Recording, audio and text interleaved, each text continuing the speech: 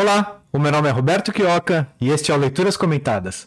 No episódio de hoje eu vou ler o artigo Monopólio e Livre Mercado, uma antítese, por Tom Woods. Antes de começar a ler o artigo e apresentar o autor, eu gostaria de chamar a atenção de vocês para o fato de que nós estamos editando os vídeos do começo da série. Começou a ter edição com vinheta e os cortes para tornar a visualização mais palatável a partir do episódio 13, se eu não me engano. E então, nós começamos a editar os episódios antigos, começando do primeiro. O primeiro episódio já está editado e está postado no canal do Instituto Rothbard no Odysee. Se vocês forem no YouTube, vocês não vão ver o episódio editado, ele está apenas no Odysee. Então, mais um motivo aí para que vocês se inscrevam no Odysee, com o link de inscrição que está aqui embaixo na descrição do vídeo, e lá vocês podem acompanhar os primeiros episódios já com a edição. Então, o primeiro já foi editado, nós vamos postando assim que for sendo concluídas as edições dos vídeos. Então, voltando aqui ao artigo, bom, o autor é o Tom Woods. O Tom Woods é um membro sênior do Mises Institute, especialista em história americana. Ele tem diversos livros publicados e dezenas de artigos publicados em português também no nosso site. É um dos grandes autores, um dos grandes filósofos e pensadores austro-libertários vivos hoje em dia, um dos maiores. Ele tem não apenas os livros e artigos, como ele tem um podcast, vai completar agora 2.000 episódios publicados do podcast dele, sempre com entrevistas ou ele mesmo fazendo monólogos muito relevantes para quem é austro-libertário. E nessa pandemia aí ele cresceu bastante a sua audiência falando sobre os temas referentes à fraudemia, né? Então vale muito a pena se inscrever no podcast dele, claro, para quem tem o domínio da língua inglesa, né?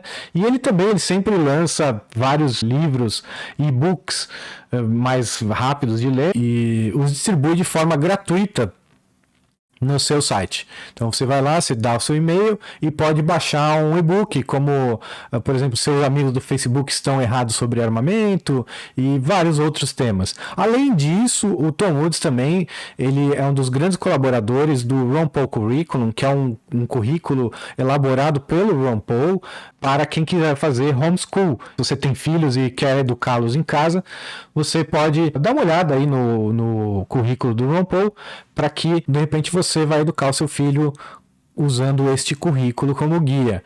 Vale muito a pena olhar. O Ron Paul, bom, a gente confia muito, o Tom Woods também, e com certeza são mentes brilhantes e que se eu tivesse filhos, não tenho ainda, quando eu tiver, vou sim considerar educá-los através deste currículo.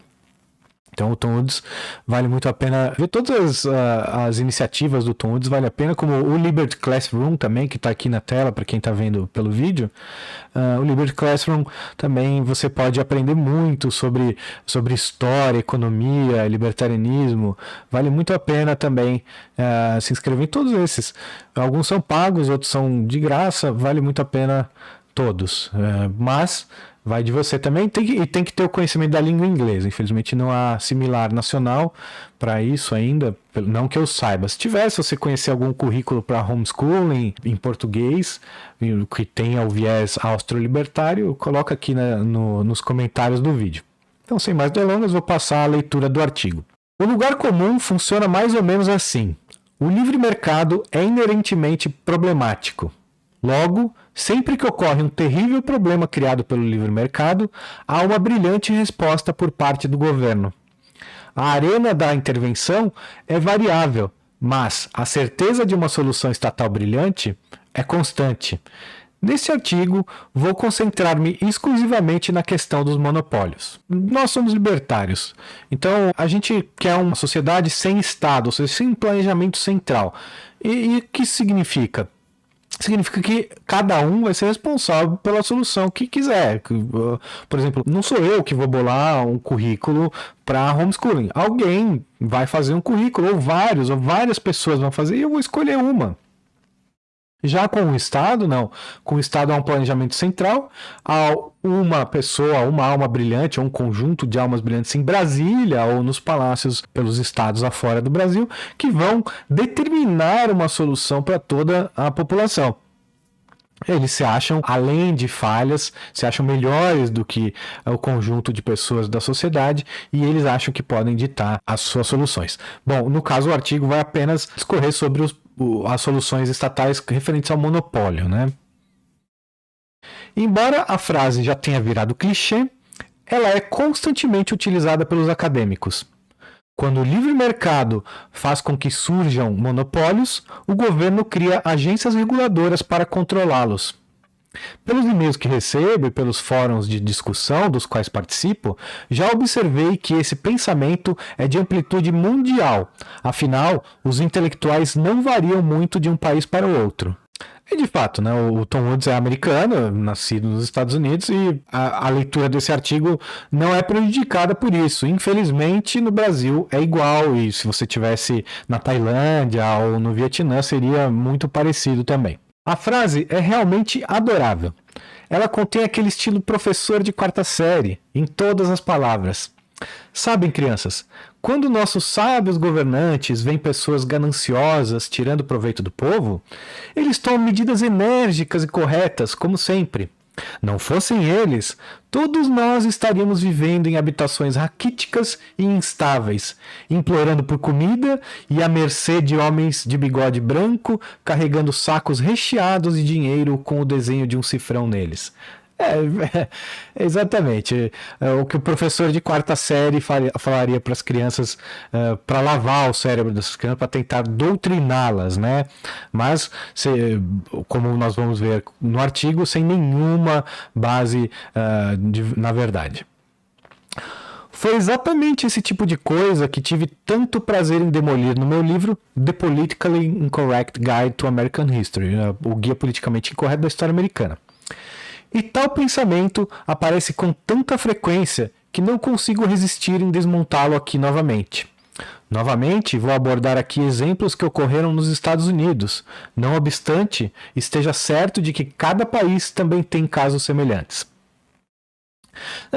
Fica a dica de leitura para quem tiver conhecimento da língua inglesa, que leia o livro do Tom Woods sobre o Guia Politicamente Incorreto da História Americana. Dentro da teoria econômica, mais especificamente na área que estuda os efeitos da regulamentação, existe algo chamado teoria da captura, que diz que as indústrias que estão sendo reguladas tendem a capturar as agências reguladoras, transformando-as em máquinas que lhe garantem privilégio e proteção. E tudo isso utilizando a retórica do bem comum. No Brasil, 2 exemplos são a ANAC, que protege da real concorrência as 2 empresas aéreas brasileiras, e a Anatel, que carteliza as empresas telefônicas. Essa é a nota do editor, na época, acredito que fosse o Leandro Roque, que era o nosso funcionário no Instituto Mises Brasil, hoje nós chamamos Instituto Rothbard, o editor é o Fernando. Então, sim, no Brasil a gente tem visível também, né, a cartelização através das agências reguladoras.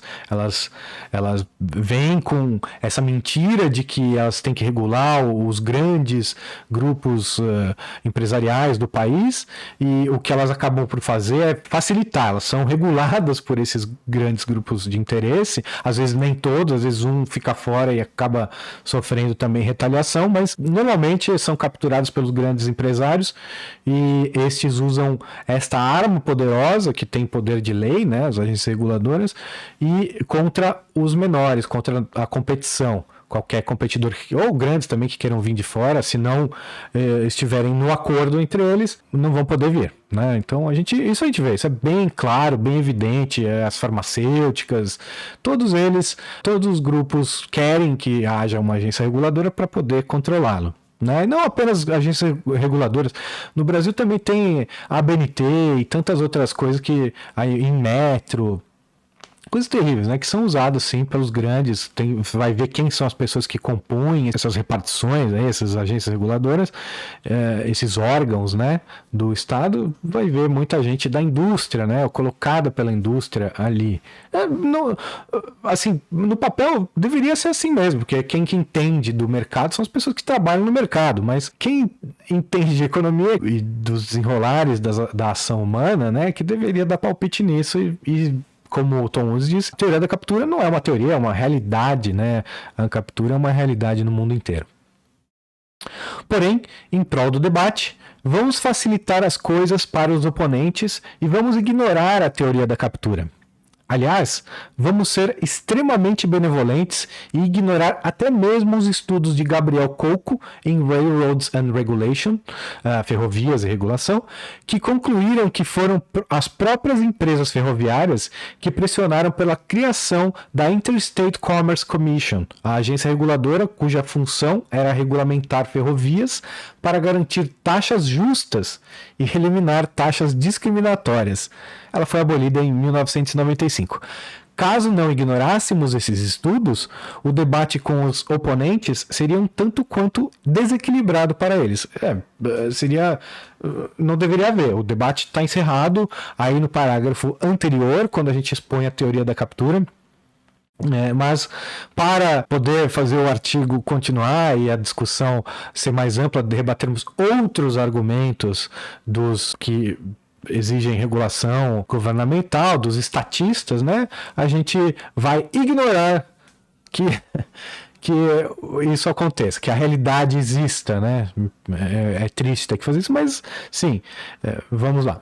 E só um parênteses, tá entre aspas, né, taxas justas, porque é impossível haver um imposto, quando ele fala taxas justas nesse parágrafo, tá entre aspas, porque é impossível existir um imposto justo, né? O imposto, por definição, já é uma injustiça, já é um roubo, já é um crime, né?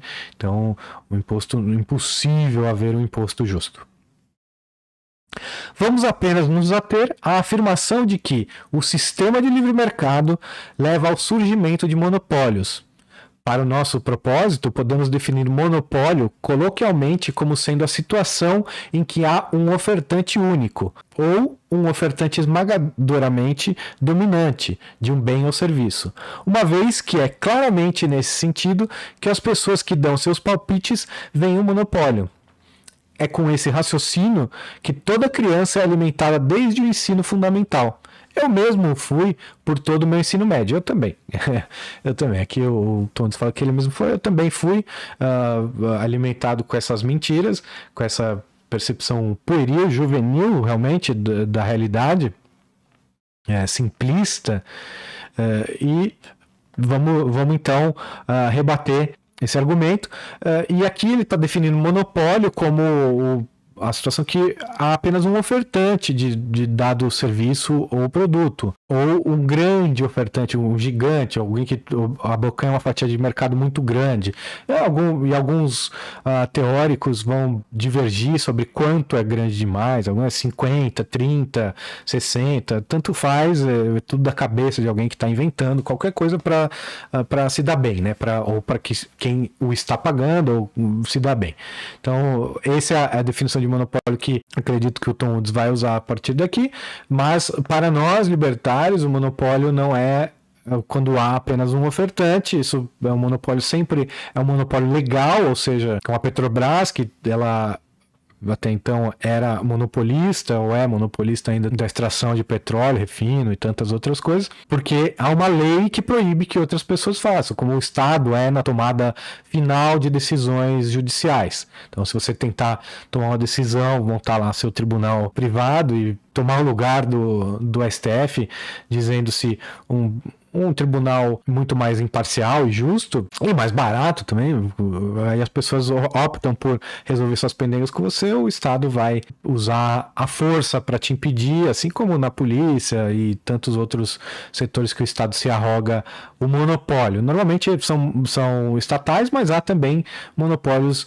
concedidos pelo Estado para empresas privadas, como por exemplo o Federal Reserve americano, né, o Banco Central americano. Ele não é uma empresa, pelo menos no papel, não é uma empresa pública, né, é uma empresa privada, mas é óbvio que por ter o monopólio público e por o presidente da República Americana indicar o seu presidente, o presidente do Federal Reserve, e ter, sim, muita ingerência governamental, não pode ser encarado como uma empresa privada, né? Não é mesmo. Em conjunto com a afirmação de que o sistema de livre mercado leva ao surgimento de monopólios, há aqueles relatos sombrios sobre os chamados barões ladrões, gíria americana para todos os empreendedores do século XIX que enriqueceram espetacularmente, os quais, dizem-nos, exploravam desapiedadamente o povo apenas para satisfazer suas insaciáveis cobiças, uma inclinação humana que jamais acomete os abnegados servidores públicos, convém acrescentar.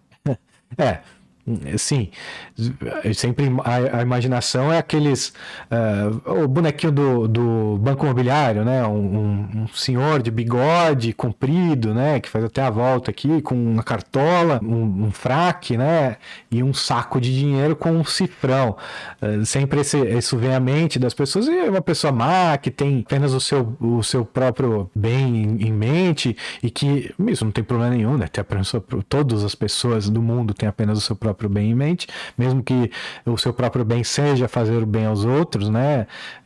O ser humano só age para diminuir o próprio desconforto, seja ele físico, mental, espiritual, e a gente sabe que isso não tem problema nenhum, mas aqui o caso, essa caricatura que faziam dos barões, né, os robber barons, que eram chamados, é de pessoas que exploravam os mais pobres. Então, ao invés de ser como eles eram, pessoas que conseguiam ser tão eficientes que davam ao povo o que ele queria por um preço que ele estava mais desejoso de pagar do que pelos seus concorrentes, eles faziam essa caricatura de que era uma pessoa que explorava, ou seja, dava um produto ruim e forçava as pessoas a comprar.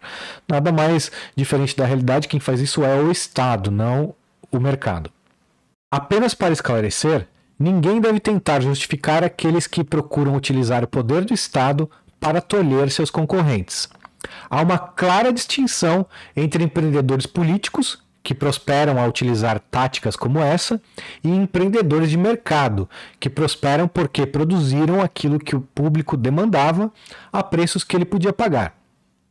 E infelizmente é cada vez mais difícil encontrar os empreendedores dessa natureza, né, da natureza de livre mercado, porque o livre mercado simplesmente ele praticamente não existe, ele vem sendo tolhido cada vez mais. Então a gente acha ainda exemplos, óbvio, mas não são mais tantos e tão fáceis de encontrar. Como eu já disse em alguns outros artigos, é muito mais barato para o empreendedor comprar algumas centenas de deputados e senadores do que melhorar os seus produtos e seus métodos para que ele seja mais eficiente que os seus concorrentes e consiga amealhar uma fatia de mercado gigante. Então, ou manter pelo menos essa fatia de mercado gigante. Então, obviamente que eles vão capturar os reguladores, né, os agentes reguladores, a saber, o Estado e os burocratas, para que eles ajam ali como uns garantidores de fatia de mercado para esses grandes. Se o empreendedor não tem escrúpulos, e muitos não têm, se o empreendedor não tem princípios, e a maioria acredito que não tenha, eles vão sim usar os meios políticos para conseguir o seu lucro, o seu faturamento maior, uma maior fatia de mercado, seja lá o parâmetro que seja o guia para os investidores dessa empresa ou para quem é o dono da empresa, né? Vamos a alguns exemplos. Andrew Carnegie conseguiu praticamente sozinho fazer com que o preço do aço para ferrovias caísse de $160 por tonelada em meados dos anos 1870 para apenas 17 por tonelada, já ao final dos anos 1890, ou seja, 20 anos. Dada a importância do aço para uma economia moderna, essa brutal redução dos preços gerou maior riqueza e um maior padrão de vida para todos. De fato, Carnegie era tão eficiente que as 4.000 pessoas que trabalhavam em sua planta, na cidade de Pittsburgh, produziam 3 vezes mais aço do que os 15.000 trabalhadores da Krupp, alemã, o mais moderno e renomado grupo industrial da Europa. É isso, os empresários que deveriam prosperar são os que conseguem diminuir custos, melhorar os processos e oferecer para os seus consumidores um preço e qualidade superior aos seus concorrentes. Esses que têm que abocanhar cada vez mais fatia de mercado, justamente. Então, mesmo que o Andrew Carnegie fosse, por conta disso, por ter reduzido o preço da tonelada do aço quase 10 vezes, se ele fosse o único produtor, se tornasse por isso o único produtor mundial de aço, qual seria o problema? Porque os clientes estão escolhendo, todos os clientes estão escolhendo comprar de Andrew Carnegie. Por que eu vou comprar da Krupp alemã se ela não me atende tão bem quanto o Carnegie? Nesse ponto, não há problema algum com o monopólio. Monopólios ruins, monopólios bons. Monopólio ruim é um monopólio estatal, por lei. E monopólio bom é um monopólio pela eficiência. Um monopólio pela livre escolha dos consumidores que decidiram eleger o rei do aço. Por que não? É óbvio, ele não está livre de concorrência, de maneira alguma, mesmo que ele seja o único produtor de dado bem. Porque se não há uma lei impedindo que a concorrência surja, que alguém abra uma mina de aço, uma fundição, uma usina, continua havendo a livre concorrência. A concorrência está livre, qualquer um pode começar um empreendimento nessa área, nesse setor. E o Andrew Carnegie não fica soberano ali. Bom, agora eu destruí todos os meus concorrentes, eu vou voltar a aumentar o preço do aço de 17 para 160. Amanhã mesmo surgem outros concorrentes. E aí ele vai ter que diminuir e fazer tudo de novo. Essa é a graça do mercado, né? A gente nunca vai estar livre do livre mercado. Nós nunca estamos sossegados, nós temos sempre que melhorar a nossa eficiência e melhorar a satisfação dos nossos consumidores. A concorrência é livre, ou deveria ser livre para todos. Da mesma forma, John D. Rockefeller foi capaz de reduzir o preço do querosene de $1 por galão para 10 centavos de dólar por galão. As pessoas finalmente passaram a poder iluminar suas casas. Rockefeller também desenvolveu 300 produtos a partir dos resíduos que sobravam após o petróleo ter sido refinado.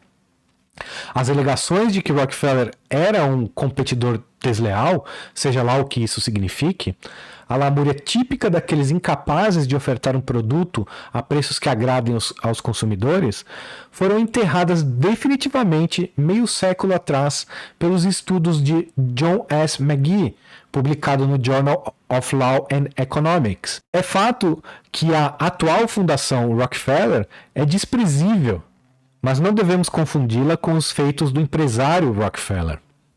O Tom Woods é muito bom nessa parte da história onde ele faz mais ou menos uma defesa dos robber barons, né? Ele tem um livro até, ou mais escritos sobre isso. E aqui o link é para um paper, né? Predatory Price Cutting, The Standard Oil Case, no Journal of Law and Economics. Eu confesso que eu não li esse paper, mas deve ser muito interessante. Também temos de mencionar James J. Hill, que cresceu na pobreza, mas cujas habilidades empreendedoriais moldaram a Great Northern Railroad, uma linha férrea que ligava St. Paul, Minnesota, a Seattle. Um enorme sucesso empresarial feito absolutamente sem qualquer subsídio governamental. Em 1893, quando as ferrovias subsidiadas pelo governo foram à falência, a linha férrea de Hill não apenas foi capaz de cortar suas tarifas, mas também de colher lucros substanciais. O Estado vai falir tudo que ele tocar. Quer dizer, é difícil, né? Por exemplo, a Petrobras, anos e anos de prejuízos bilionários, ele não vai à falência.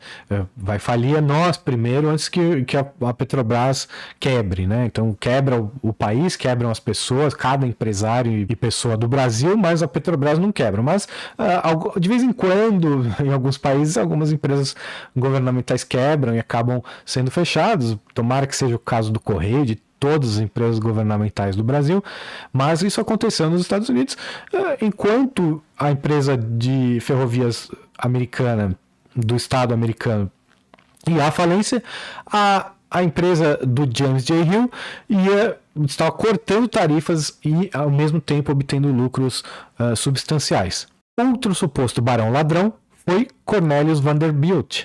Em 1798, o governo do estado de Nova York havia concedido a Robert Livingston e Robert Fulton o monopólio da operação dos serviços de barcos a vapor pelo período de 30 anos. Vanderbilt foi contratado para gerir esse transporte entre New Jersey e Manhattan, como forma de desafiar aquele monopólio. Vanderbilt não apenas conseguiu se esquivar das perseguições do governo, como também cobrava apenas 1/4 da tarifa praticada pelos monopolistas. E é maravilhoso esse artigo e essa revisão da história, dessa parte da história dos barões ladrões, os robber barons americanos, porque essa é a base dada por todos aqueles que são a favor de regulações antitrust, ou do governo se metendo nesse setor, na regulação do mercado.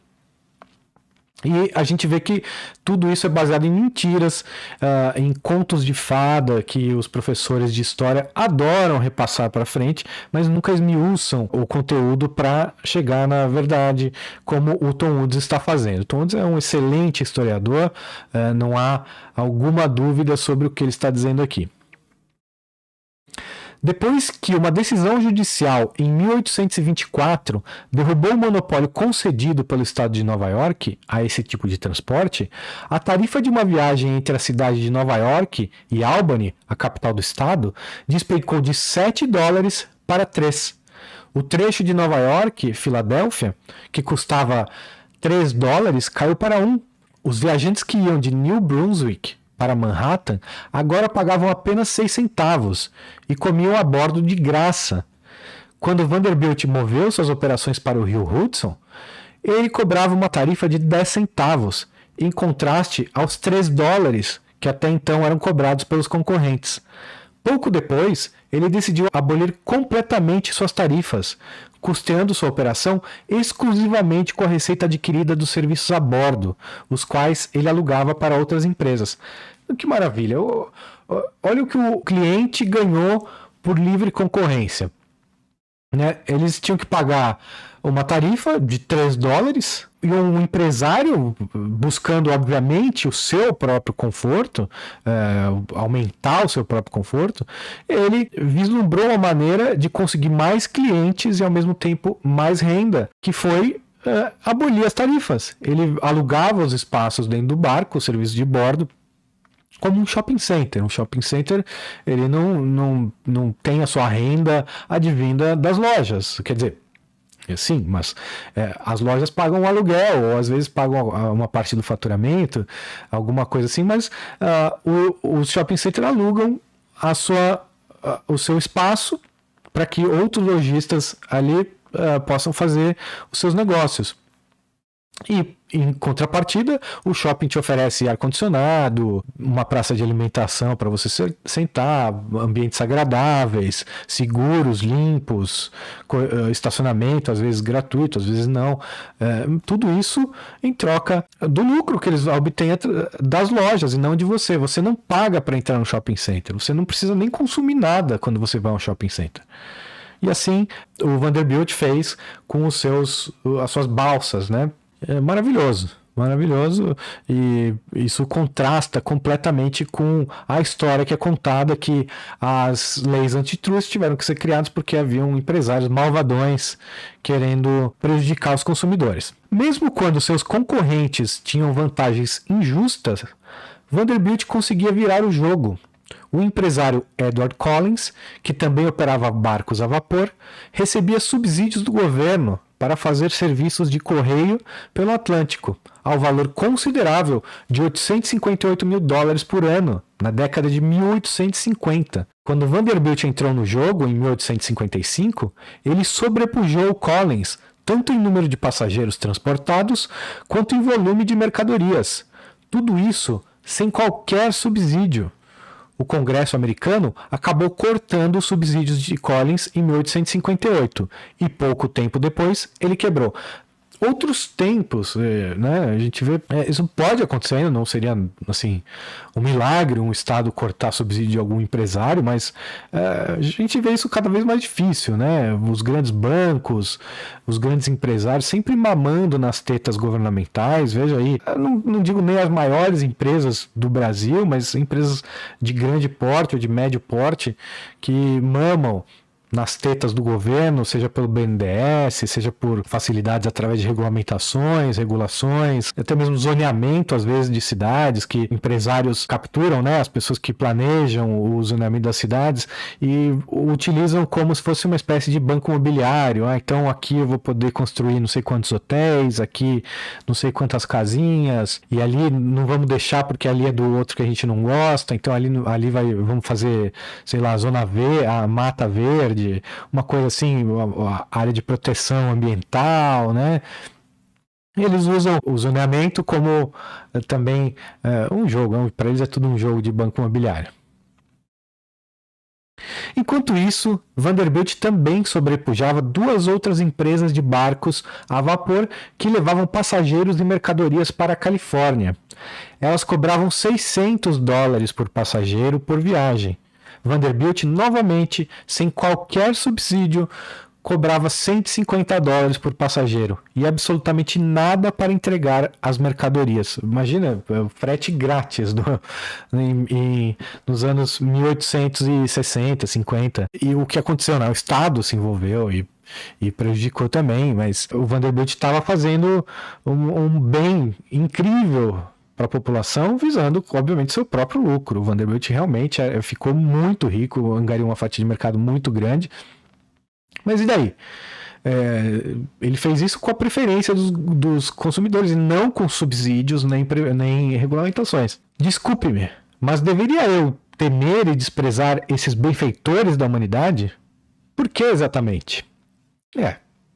Por quê? Porque abocanhou uma fatia muito grande de mercado, não pode, isso é temerário para a economia. Por quê? Se ele está dando coisas boas. Vamos supor que só tivesse uma companhia de aviação no Brasil inteiro. E essa companhia desse passagens por R$10 para qualquer lugar que você quiser ir do Brasil.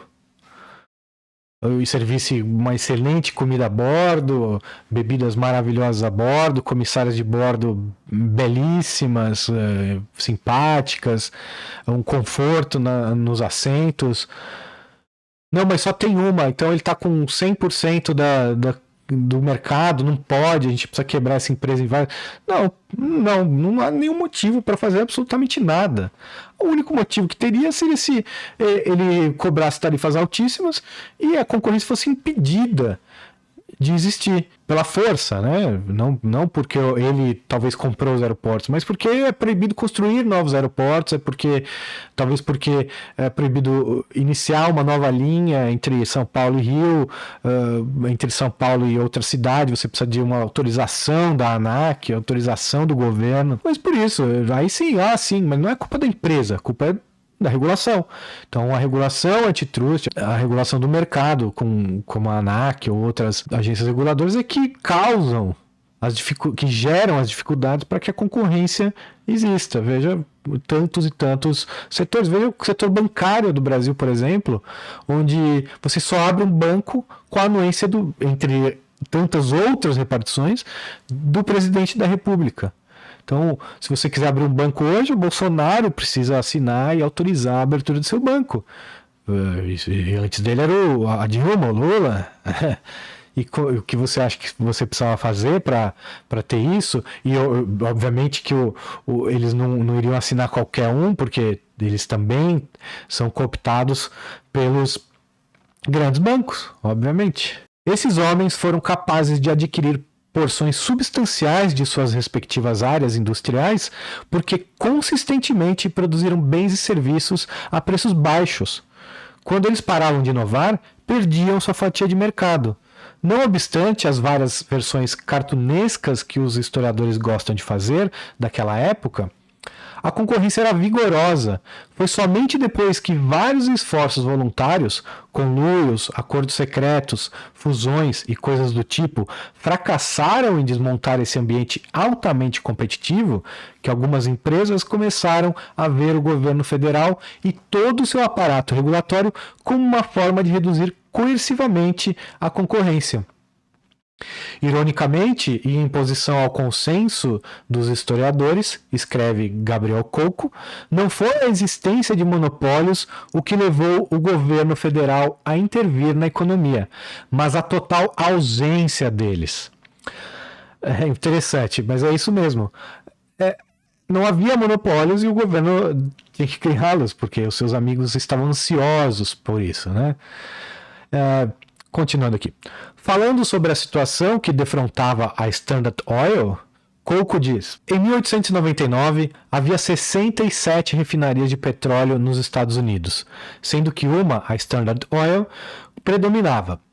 Ao longo da década seguinte, o número aumentou gradualmente para 147 refinarias. Até 1900, a única concorrente substancial da Standard Oil era a Pure Oil Company, fundada em 1895 por produtores da Pensilvânia com um capital inicial de 10 milhões de dólares.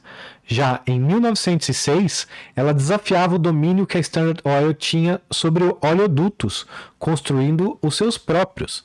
Em 1901, a Associated Oil of California foi formada com um capital social de 40 milhões de dólares. Em 1902, a Texas Company foi formada com um capital de 30 milhões. E em 1907, a Gulf Oil foi criada com um capital de 60 milhões. Em 1911, o total investido da Texas Company, Gulf Oil, Tidewater Associated Oil, Union Oil of California e Pure Oil era de 221 milhões. De 1911 a 1926, o investimento da Texas Company cresceu 572%, o da Gulf Oil 1022%, o da Tidewater Associated 205%, o da Union Oil 159% e o da Pure Oil 1534%. A concorrência, se o mercado é lucrativo, a concorrência tende a crescer, não diminuir. Então, você observar, vamos supor, você é o único produtor de maçãs da sua cidade e você vê, e todos plantam, né? Vamos supor, você mora na zona rural. Todos plantam, mas só um planta maçã. Você vê aquele seu amigo plantando maçã andando de Ferrari um belo dia e você tá de bicicleta ainda. Aí, o que você vai fazer? Você vai produzir maçãs, né? Tá dado o sinal para que você produza maçãs. Você vai produzir maçãs e vai passar a concorrer com ele.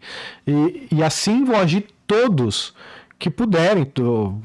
O mercado vai se autoajustar, obviamente, que a partir do momento que essa informação chegar para um número muito grande de pessoas, a lucratividade talvez já tenha caído, ou não, ou a demanda é tão grande por maçãs que ela vai aguentar todo mundo produzindo maçãs. Subir, qual o problema de que todos produzem maçãs, se é isso que as pessoas querem consumir?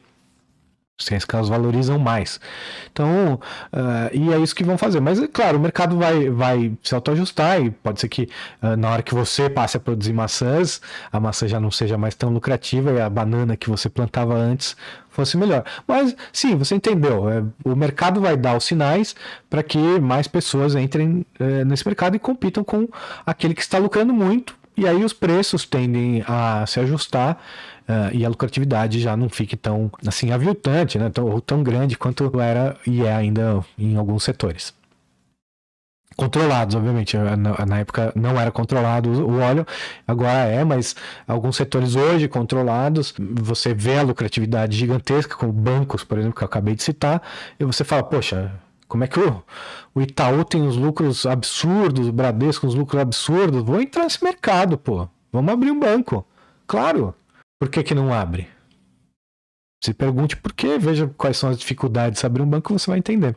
O declínio da Standard Oil veio antes da decisão judicial antitrust feita contra ela em 1911, sendo que esse declínio ocorreu principalmente por sua própria incompetência, responsabilidade de sua administração conservadora e de sua falta de iniciativa.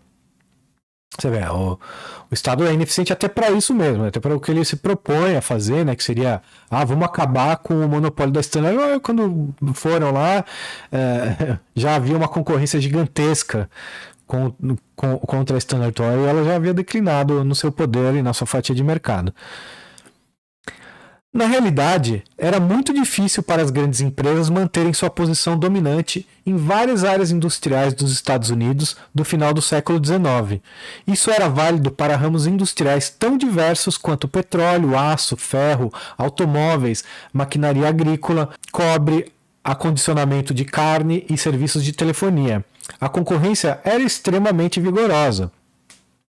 claro, você não tem uma barreira para se entrar nesses mercados. Eles foram se mostrando altamente lucrativos, a demanda dos consumidores por esses produtos e serviços se mostrou gigante.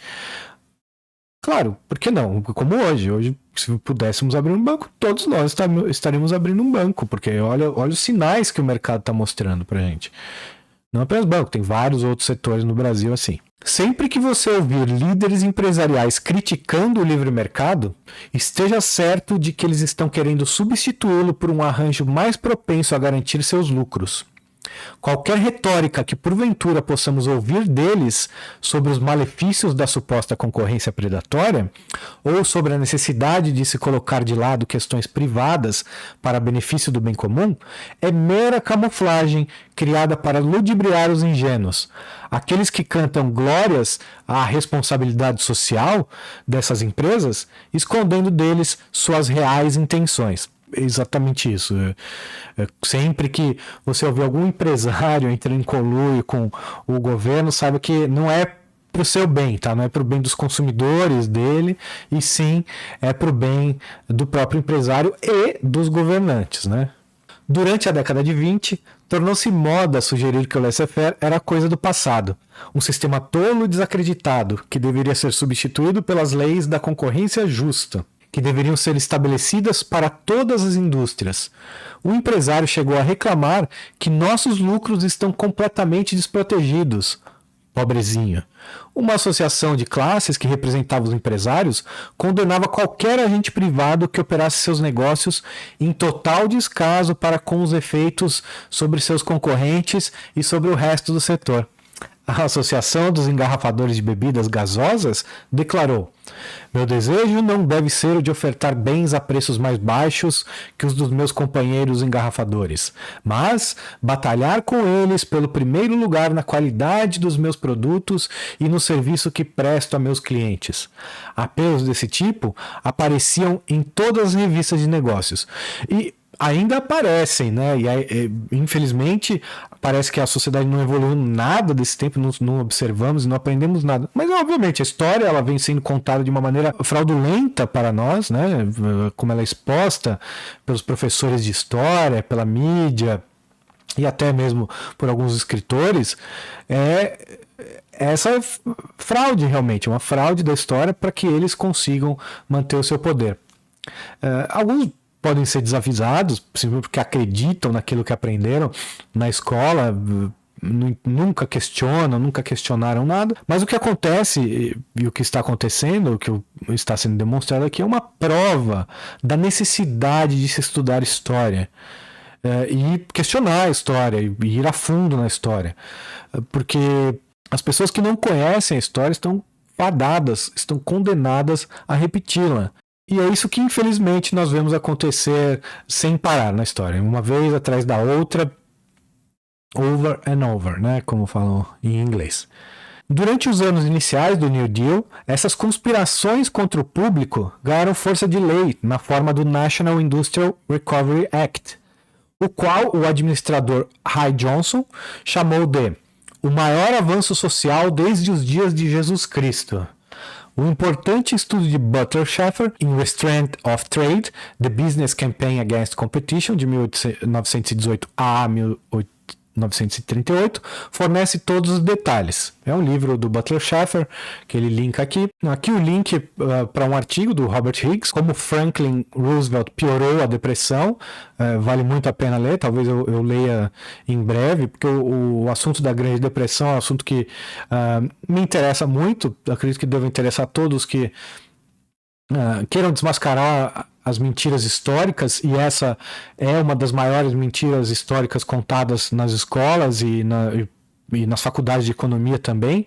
Então, eu, quando comecei a estudar economia, esse era um fato histórico que muito chamava a atenção e que era muito usado contra o livre mercado, e foi por isso também que um dos primeiros livros do qual eu incentivei e patrocinei a tradução foi o Grande Depressão Americana, de Rothbard, que está disponível no nosso site. Então fica aí a sugestão de leitura, não apenas esse artigo do Robert Higgs, mas o livro do Murray Rothbard, que mostra por A mais B, porque que não havia livre mercado antes da Grande Depressão Americana. É um mito, é uma mentira, né, que o livre mercado causou a Grande Depressão Americana. Mas é assunto para outro artigo, outro episódio. Mas veja a pachorra dos burocratas dizendo que é o maior as leis antitrustes, né, ou algo assim, seria o maior avanço desde os dias de Jesus Cristo, ou seja, eles se comparam com Deus, né? Não, realmente muito triste. E também fica a dica para lerem o livro do Butler Shaffer, se encontrarem em português, me avisem, eu acho que não existe tradução para o português desse livro. O motivo pelo qual as empresas sempre se mostraram ávidas por utilizar o poder estatal em seu próprio interesse é que a coerção solidifica sua posição de maneira muito mais efetiva do que o livre mercado, o único sistema em que são os consumidores que controlam os empresários. No livre mercado, essas empresas têm de servir o consumidor de maneira eficaz. Caso contrário, elas fecham as portas. Mesmo as corporações mais poderosas já aprenderam esta lição. Quando uma empresa fracassa em servir bem o consumidor, o mercado a leva à lona. É por isso que várias delas recorrem ao governo para socorrê-las. É a arma, como sempre, né? A violência é a arma do covarde, do mais fraco. Obviamente, não, às vezes, no poderio físico ou bélico, mas de estrutura moral e ética, sem dúvida. Então, grandes empresários normalmente são pessoas de estrutura moral e ética inexistente, né? E eles não vão pensar duas vezes antes de utilizar a arma estatal, a violência estatal contra nós, porque sim, uma lei antitrust não proíbe um concorrente qualquer de fazer algo, proíbe você de competir. É você que está vendo aí o lucro dos bancos e não pode abrir um banco. É você que não está podendo competir. Então, assim, é contra você essa lei. Não importa se você queira ou não abrir um banco. A simples existência da proibição de você abrir um banco já é uma violência contra você. E sim, como eu sempre friso nos artigos, é muito mais fácil para um empresário ele comprar meia dúzia de políticos e burocratas do que ele se empenhar e melhorar os seus métodos. Às vezes empresas são incorrigíveis mesmo, né? Quando são muito grandes as empresas, elas não tem como se corrigirem. Elas teriam que ser refundadas, começar tudo do zero, e isso seria muito custoso, trabalhoso e não, as pessoas têm preguiça de fazer isso.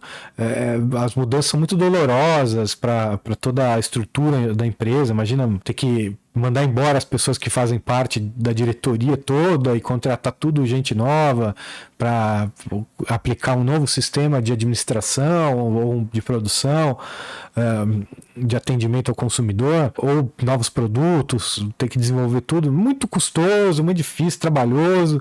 Muito mais fácil comprar meia dúzia de burocratas. E mais barato também, eu diria.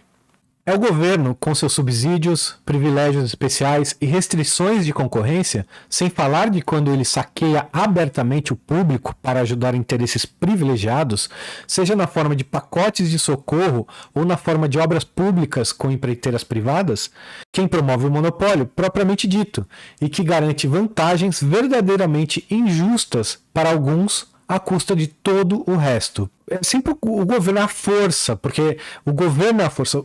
A TIM, a Vivo, eles não vão pegar em armas eles mesmos, sai o funcionário lá do telemarketing que deixa esperando 20 horas, porque ele está falando, porque ele está lá impedindo a concorrência com uma arma. Não, ele não vai fazer isso. É muito custoso. Isso aí só quando realmente proibido mesmo, tudo, né? E que as empresas não podem recorrer ao governo para resolver suas pendengas, como é o caso do narcotráfico, que os próprios funcionários da empresa vão sair atirando na concorrência.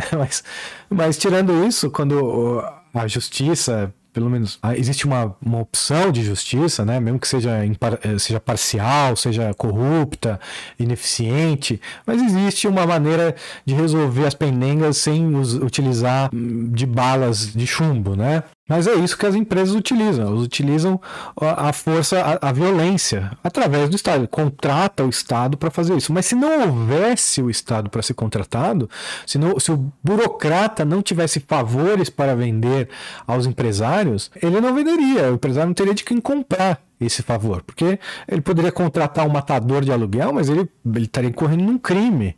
Enquanto que o Estado ele tem essa aura de legítimo, que legitimar crimes, né, contra a sociedade, contra indivíduos, contra empresas, o empresário não tem como criar essa aura de legitimidade para a sua violência.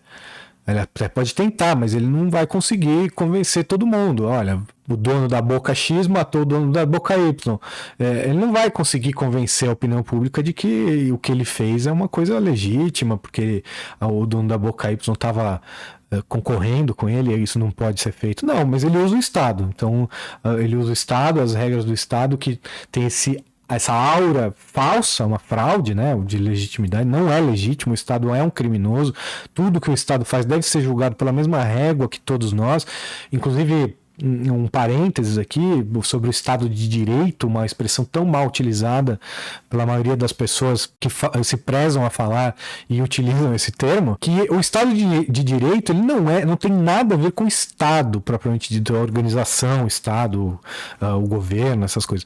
O Estado de Direito usa essa palavra Estado como se fosse um cenário. Então, Estado, nesse caso, não é sinônimo de organização criminosa, e sim cenário. Então, Estado de Direito é um cenário aonde o direito é respeitado, ou seja, onde todos são submetidos à mesma lei, independente de qual seja, tá? Do Estado de Direito não é necessariamente naturalista na expressão, mas sim, na minha opinião, a única maneira de se haver um Estado de Direito é onde a lei natural é respeitada. Mas o Estado de Direito é onde todos são submetidos à mesma lei. Então, se eu não posso iniciar a agressão contra o meu concorrente, contra o meu vizinho, não posso roubar o dinheiro do meu vizinho, tampouco deveria poder o Estado ou qualquer membro do Estado agindo em nome dele.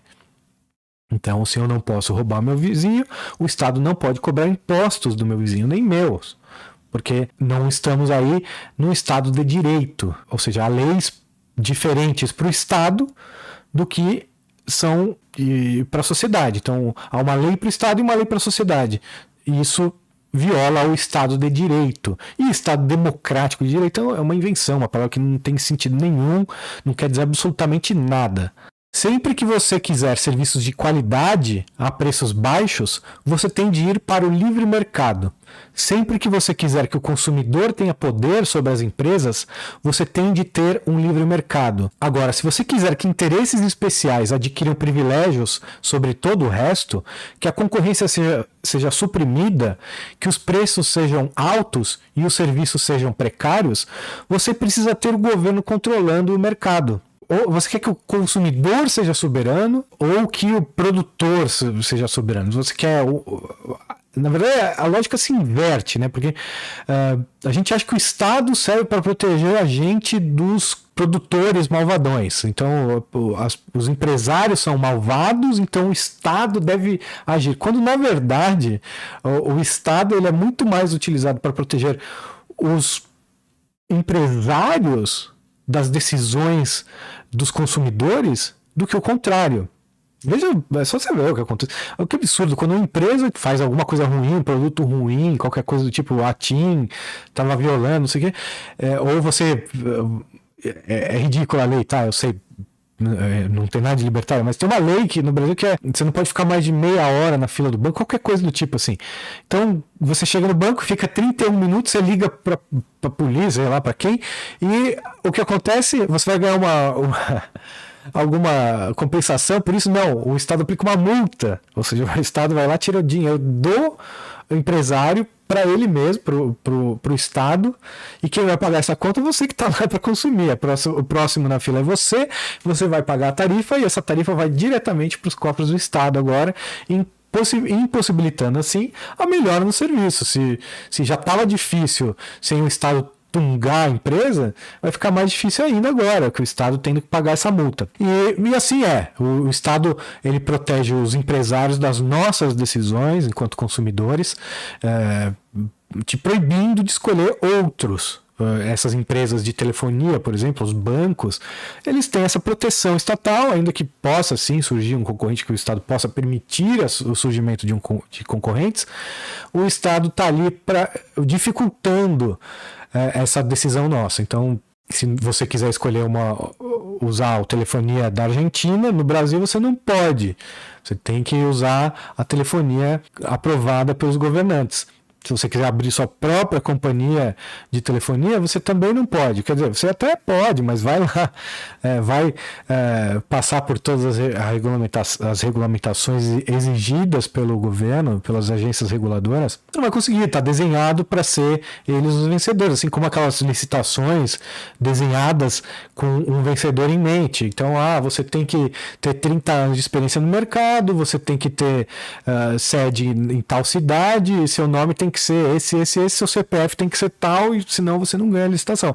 Então tá ali a licitação, tá as regras explícitas, mas você nunca vai ter as condições para poder ser o vencedor dessa licitação. Isso é o que o Estado serve para isso, é isso. Ele raramente é utilizado para defender as pessoas dos empresários malvadões, mesmo porque os empresários malvadões, sem o Estado para ajudá-los, para ser a sua arma, eles teriam pouco ou nenhum poder sobre nós. No livre mercado, o consumidor é rei. No estatismo, o rei e o amigo do rei são reis, né? Então o rei é o rei e os amigos do rei têm poder também, e nós, os súditos, somos isso, pessoas que têm que abaixar a cabeça, obedecer e comprar o produto da TIM, da Vivo, da Claro, senão fica sem também, pode ficar sem. Em alguns casos, outros não. Por exemplo, o SUS, educação pública, polícia, justiça e tantos outros exemplos, você é obrigado a consumir o péssimo produto estatal, que ninguém, sem consciência, consumiria livremente, e pagar caro por isso, e você pode reclamar à vontade. Fica o choro, como diz aquela apresentadora da Rede Globo, aquela apresentadora fanha da Rede Globo, o choro é livre, você pode chorar, não há proibição estatal ainda contra o choro. Mas você pode ser preso se você exagerar também, não pode falar muito também, chorar muito, xingar o pessoal lá do Estado, não pode, você pode chorar só um pouquinho, tá? Como o mundo seria diferente se conceitos tão simples quanto esses fossem ensinados desde cedo às crianças?